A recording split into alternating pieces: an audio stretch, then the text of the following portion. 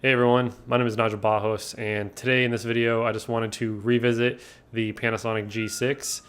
If you haven't seen it already, I did a video about this camera and why I thought that it was a really good deal for under $400.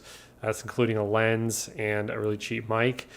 And I kind of wanted to revisit this camera again because I recently bought it after selling it last year, and I just wanted to kind of talk through some of the things that I've recently discovered about this camera that actually are better than my Panasonic GH3, which I also recently sold. I didn't sell either of these cameras because I didn't like them. I like to try out new cameras and see which one is going to work best for me. Currently, I am kind of in the market for a camera that's just going to help me, bust out YouTube videos a little bit faster. These cameras are great, these Panasonic cameras, but one thing that I've been realizing is that just getting a shallow depth of field out of them is a little bit harder, and when I'm in a small space, that's something that I'm looking for, so I can kind of blur out all the distractions in the background and let more light in. So that's just something that I've been kind of looking for, which the Panasonic G6 does really well. And that's kind of the first thing that I want to talk about is the Panasonic G6 is more sensitive to light than the GH3. And that's something that I realized when I was shooting an ISO 640. It was just as bright as the GH3 was at ISO 800. So that's something that you might want to consider if you want something that's a little bit better in low light. The Panasonic G6 is more sensitive to light than the GH3. And another thing that I really like about the G6 is, I mentioned this before, in AVC HD, shooting in AVC HD, the audio is really good. So just plugging in a really cheap mic like I have the Comica VM10 plugged in right now and just hooking it straight into the G6, the audio sounds really good. I think it's totally usable, and I don't have to really do any post-processing to it or anything like that. Shooting in the MP4 is not the same case. MP4, you get a lot more hiss, which I don't really know the mechanics behind that, but shooting in MP4 is more noisy than shooting in AVC HD.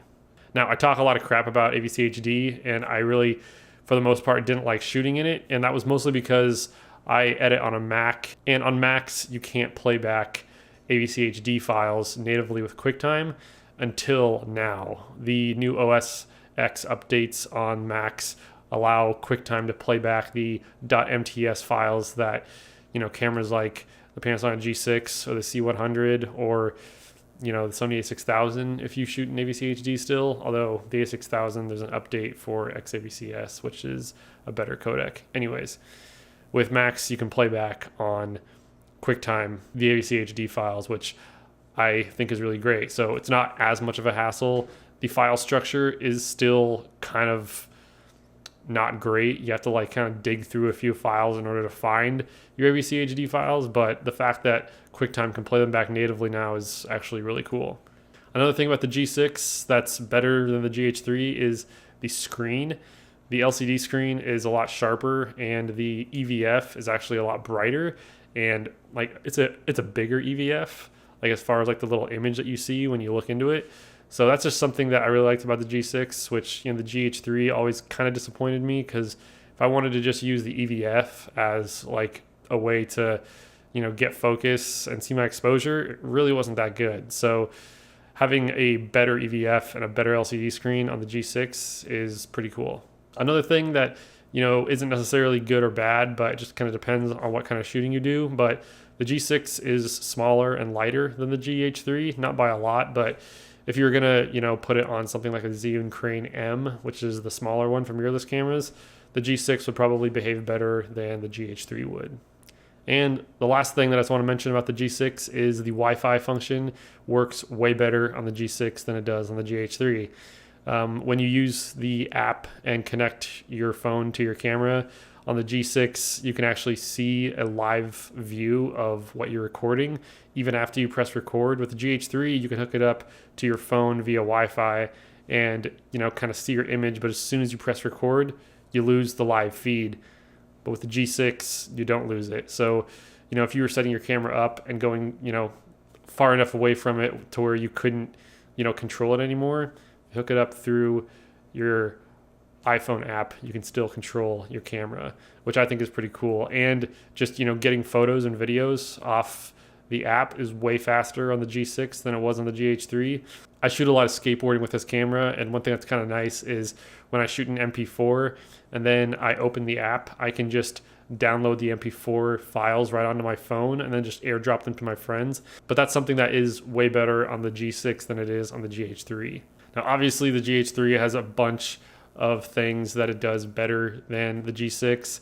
The GH3 is weather sealed. It has a headphone jack. It has better batteries. It has a better codec, and it's definitely more of a professional feeling camera. But if you can get over those things, the G6 is typically cheaper used than the GH3, and it provides some features that the GH3 doesn't even provide. So yeah, I just kind of wanted to revisit this camera and just, share some of those things that I have discovered with the G6 recently. And yeah, I've had a lot of people ask me about the G6 and the EOS M and which one they should get. And honestly, I would, personally suggest getting the G6 strictly because it has so many more features just built right into the camera than the EOS M does. And not to mention, it gives you a sharper looking video. And it's definitely more ergonomic, and it's just, Panasonic actually put some pretty good filmmaking tools into the G6 already, so you don't really have to hack it. But yeah, I hope you enjoyed that video.